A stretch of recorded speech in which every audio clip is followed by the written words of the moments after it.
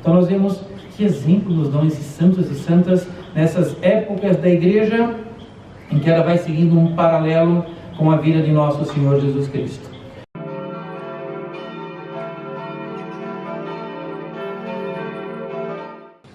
Quando nós temos a graça de a cada domingo, a cada semana, vermos verdadeiras maravilhas da vida de nosso Senhor Jesus Cristo, nós podemos fazer assim um paralelo muito interessante com todo o périplo, todo o avançar da Santa Igreja ao longo dos séculos e séculos até os nossos dias. Porque não tem como não haver um paralelo com a vida de nosso Senhor Jesus Cristo. A nossa vida tem um paralelo com a vida dele. Ou seja, o fato de nós pegarmos a nossa cruz, levarmos a nossa cruz até o alto do Calvário, as quedas que ele teve na Via Crucis. Também temos, às vezes, quedas pelos nossos caminhos, mas, sobretudo, não podemos desanimar e nem caindo no chão, deixar a cruz rolar. Nós temos que levantar assim como nosso modelo e nosso Deus se levantou. Temos que pedir forças através da oração e da graça para que nós possamos abraçar novamente a cruz e seguir o caminho. E ao longo da caminhada aparece de vez em quando um sirineu, alguém que nos ajuda a levar a cruz, como o próprio nosso Senhor quis que aparecesse um sirineu e ajudasse ele a levar a cruz. Só que tem alguém que nos ajuda a levar a cruz, como foi a vida dele, mas também, será que nós não temos que ajudar, às vezes, os outros a levarem a cruz também? E assim, de alguma forma, sermos também os sirineus e, quiçá, as sirineias, para que possamos ajudar os nossos irmãos a levar a cruz também até o alto do caminho? Sem dúvida nenhuma. E também, de vez em quando, além de um sirineu, aparece uma santa que vai ali, Verônica, com o seu véu que enxuga aquelas marcas, o sangue, as escarradas do rosto, da face divina de nosso Senhor. Também, de vez em quando, tem que aparecer alguém assim, e da mesma forma também nós temos que, de vez em quando, enxugar o rosto de alguém que está passando por uma aflição, por uma provação, que chega quase aos laivos do desespero. Temos que fazer isso, faz parte da nossa vida de cristão, isso baseados na vida de nosso Senhor Jesus Cristo. E a igreja é assim. Quando nós imaginamos nosso Senhor, no seu nascimento, pensem, quando nós chegamos na época do Natal, por assim dizer, não tem uma época mais inocente, mais bonita, mais maravilhosa que o Natal. Quem não gosta do Natal? Então, é o presépio que montamos em casa, é aquela árvore de Natal tão bonita, e já tem aqueles presentes aos pés da árvore de Natal, lindíssimo. E logo depois do nascimento do menino Jesus, o que acontece? Herodes, que vem com sua sanha de maldade, sanha de sangue, de destruição, de poder, então já promove uma perseguição quando o menino Jesus ainda estava nos braços de Maria Santíssima. Nem andava ainda o menino Jesus. Então nós vemos que coisa curiosa, a igreja passou por momentos assim. Pensemos nos momentos dos primeiros mártires, do início da igreja, no Coliseu de Roma, no Circo Máximo.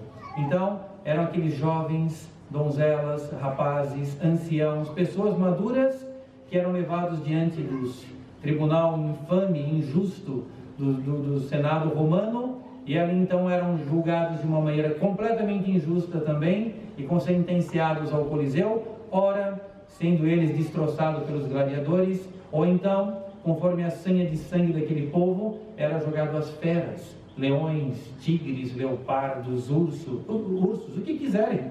Ainda ontem nós relembrávamos um episódio tão bonito da santa do dia de ontem, que era Santa Perpétua e Santa Felicidade. Como é que elas foram martirizadas? Duas pequenas donzelas, 14 e 15 anos de idade.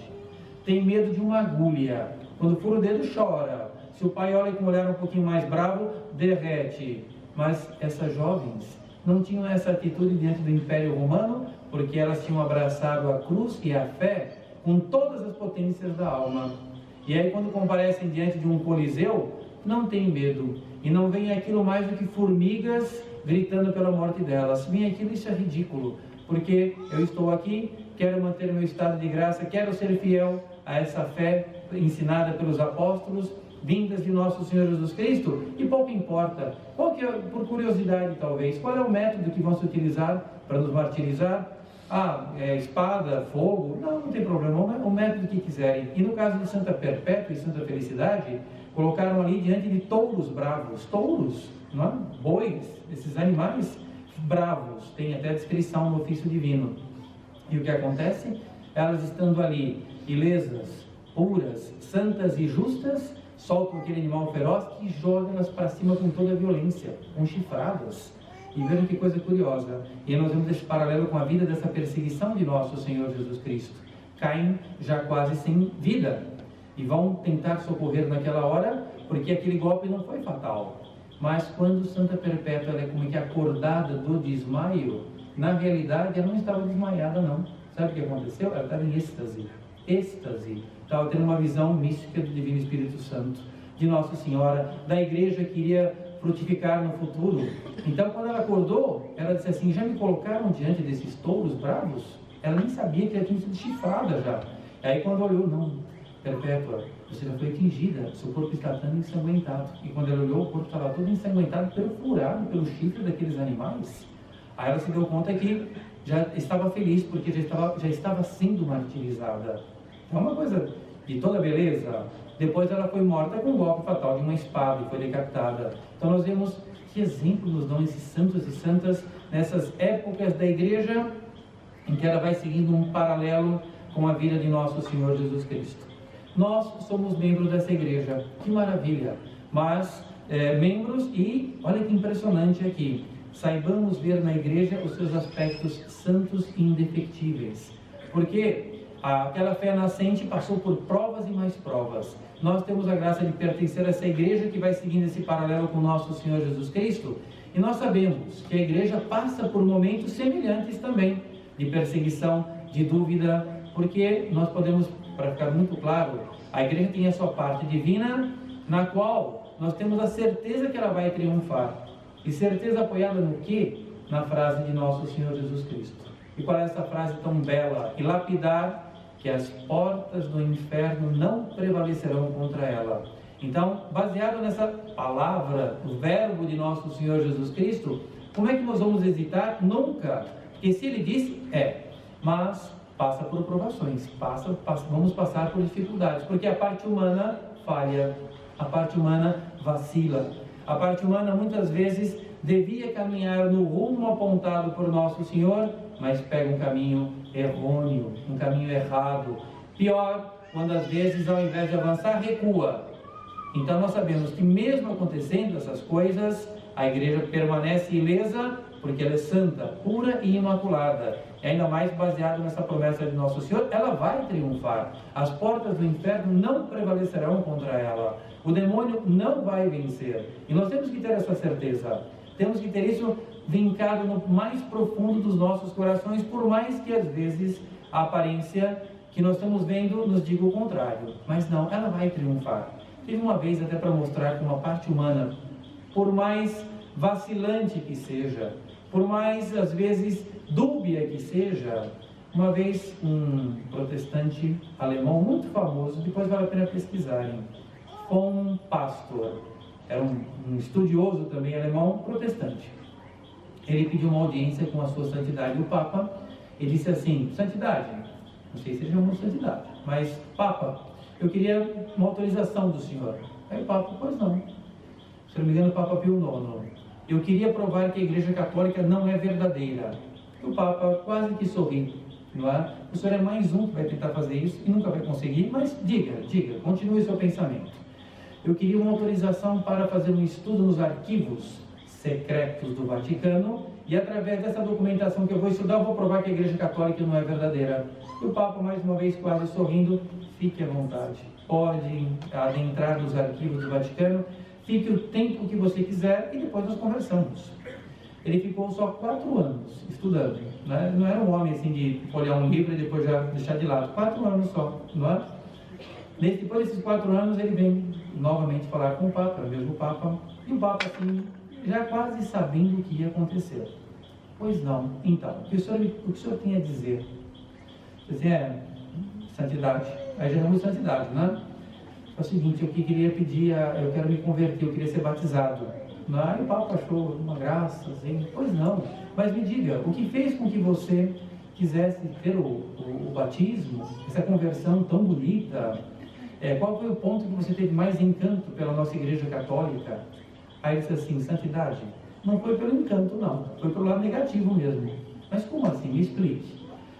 Santidade, Na medida em que eu fui estudando a história dos papas, chegou em determinado momento que houve papas que fizeram tantas coisas erradas e feias dentro da igreja, com a autoridade máxima da igreja, que na realidade eu cheguei à seguinte conclusão: se a igreja não fosse divina, ela tinha morrido, porque se a autoridade máxima rema contra o ideal que Nosso Senhor teve quando criou a igreja, é para ser destruída, e ela prevalece até hoje. Então isso que se pode dizer: a igreja é santa, pura e imaculada. Eu quero o batismo. Bom pastor. Então veja que coisa impressionante. Aí nós vemos como é bonito, como a nossa igreja é santa, pura e imaculada. É um espetáculo, não é? Mas agora nós somos chamados hoje a participar dessa transfiguração de nosso Senhor Jesus Cristo. Ele é a cabeça da igreja. A igreja é o corpo místico. Nós fazemos parte desse corpo místico. Para que nós possamos participar dessa transfiguração de nosso Senhor, nós temos que abraçar a via da santidade, como esses santos e santas que nos antecederam abraçar de uma maneira tão bela o ideal de santidade. E aqui nós poderíamos passar por todos os santos. Todos eles passaram por provações terríveis, foram incompreendidos e muitas vezes até pelos membros da igreja. E não só isso, incompreendidos é uma coisa, perseguidos é outra. Portanto, foram perseguidos. E nós poderíamos fazer aqui um elenco de vários santos que passaram por perseguições, provações. Portanto, foram perseguidos como Nosso Senhor foi por Herodes. Depois, também quase foram levados para o martírio, porque foram perseguidos dessa forma até chegar às últimas consequências. E se nós pegarmos aqui uma Santa Bernadette, aqui em Nossa Senhora de Lourdes apareceu, ela foi perseguida pelos membros da igreja e da própria congregação que ela fez parte. Esbofeteavam a ela, porque diziam que ela era uma incapaz. Como é que Nossa Senhora teve, como que, né, culpando Nossa Senhora, apareceu para ela, essa burra, ela não sabe nada, ela não faz nada direito. Ela passava por essas humilhações, mas agradecia a Deus. Obrigado, Senhor, pelas bofetadas que eu recebi quando eu era incompreendida na minha congregação. Obrigado, Senhor, pelos trabalhos mais humilhantes que eu fui submetida, porque isso fez com que eu crescesse cada vez mais na devoção a vós. E a senhora faz uma ladainha de agradecimentos pelas perseguições que ela sofreu internas, das próprias membros da congregação que ela vivia. Então nós vemos, puxa, como é bonito que esses santos passaram por isso. Nós somos chamados também a isso. Nesse sentido, nós temos que pedir a graça de abraçar a via da nossa santidade. Cada um tem chamado de ser santo aqui. Já pensou? Aqui nós somos, não sei, 150 pessoas, 150 santos. Saindo por essa cidade, eu garanto que faria um estrago a obra de Satanás de todo o tamanho. Cada um estaria num canto, sendo um verdadeiro sol, uma verdadeira referência para a nossa sociedade. Porque abraçou a via de santidade, soube romper com uma carapaça de uma sociedade que às vezes ela é insuflada pelo demônio, que não permite a pessoa abraçar essa via de santidade e abraçar a via da cruz. Porque parece que tudo faz com que a pessoa fuja da cruz. Uma loucura. A loucura, fugir da cruz. Nós temos que pedir a graça de abraçar a cruz como Nosso Senhor abraçou, quando os carrascos, os algozes trouxeram a cruz para ele carregar. Ele, além de abraçar a cruz, ele osculou, ele beijou a cruz que recebeu do Pai, por amor a nós. Então também nós temos que participar dessa mesma forma, dessa cruz de nosso Senhor Jesus Cristo, abraçá-la e beijá-la. E quando a pessoa leva até o alto do Calvário a sua cruz, que parece que tudo está acabado, é a hora que tudo começa. Porque levando a nossa cruz até o alto do Calvário, depois o que veio depois da morte e crucifixão, veio a ressurreição. E depois nós teremos essa mesma ressurreição. Então nós temos que pedir hoje, de maneira muito especial, não é, a Nossa Senhora, de termos a graça, de termos a integridade que Nosso Senhor nos dá exemplo divino, a integridade de Maria Santíssima, a integridade dos santos, que são tão exemplos para nós, que nós possamos seguir esses exemplos, e assim também ser exemplos para outros também. Dessa forma, vamos pedir hoje nessa Santa Missa, essa graça. Senhor, que eu possa ter a integridade dos santos, que eu possa ter a integridade dos fundadores. Até me vem agora na cabeça que estamos aqui reunidos nessa casa, uma casa dos arautos do Evangelho, porque o nosso fundador foi uma pessoa íntegra, é uma pessoa íntegra, que procurou corresponder ao chamado, abraçou a sua cruz, fez essa fundação que hoje se espalha pelo mundo inteiro, o Monsenhor João. Então nós ficamos felizes de ter a graça de também ter um exemplo próximo de nós.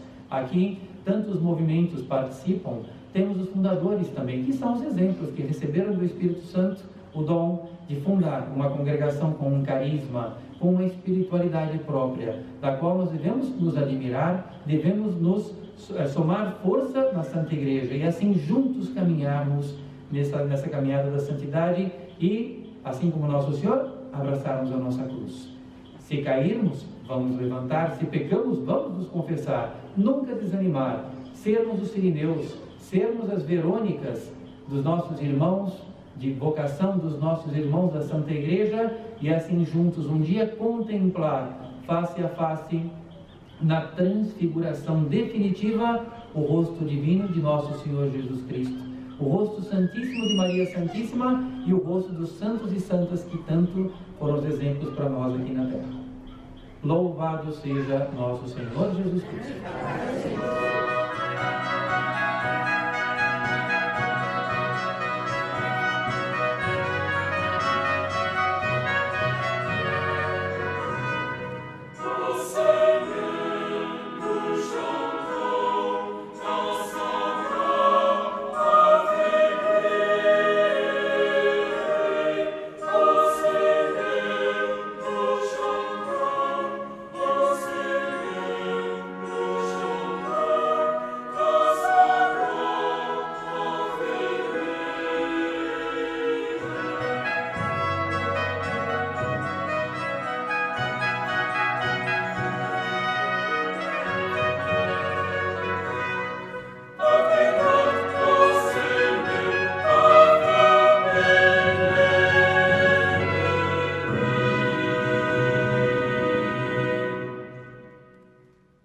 Se você gostou desse vídeo, deixe seu like, compartilhe já e não deixe de colocar abaixo o seu comentário.